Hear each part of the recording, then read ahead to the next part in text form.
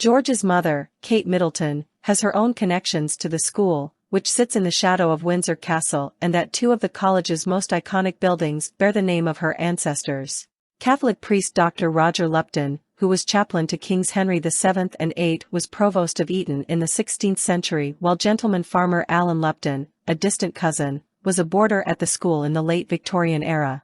Kate's connections to Eton stretch back to the reign of Henry VII, who appointed lawyer and cleric Dr Lupton as provost of the college in 1504.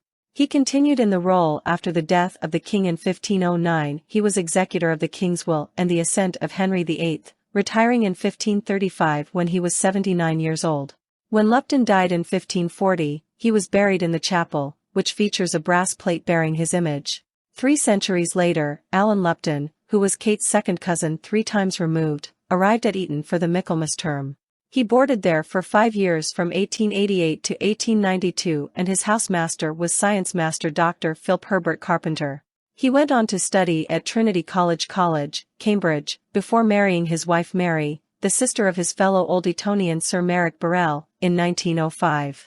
Kate's great-grandmother Olive Lupton and her brother Francis, a Trinity College graduate, who were his second cousins, were guests at the wedding.